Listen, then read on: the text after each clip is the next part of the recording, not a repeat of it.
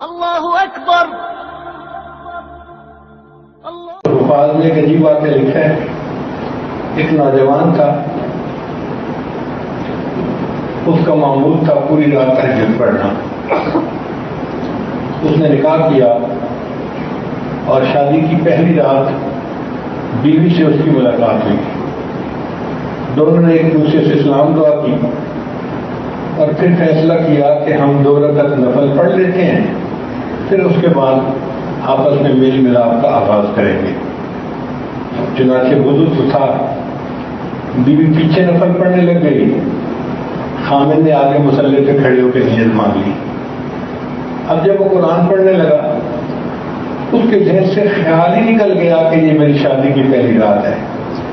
قرآن مجید پڑھتا رہا، پوری رات قرآن پڑھنے میں گزار دی. اذانوں کے قریب جب اس نے سلام کیا تو بیوی نے کہا آپ خود بھی تھکے اور مجھے بھی آپ نے تھکا دیا. تو اس نے معذرت کی کہ میرے ذہن سے خیال نکل گیا تھا، میں فجر پڑھ کے آتا ہوں تو پھر ہم ملیں گے. چنانچہ وہ فجر پڑھنے کے لیے مسجد میں آیا.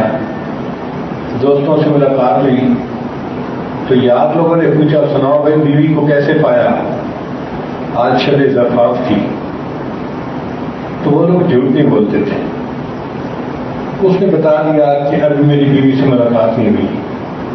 تو دوستوں نے اسے چھیڑنا شروع کر دیا، تو بھی کیسا مرد ہے کہ پوری رات بیوی کے ساتھ رہا اور تو نے بیوی کو ٹچ بھی نہیں کیا.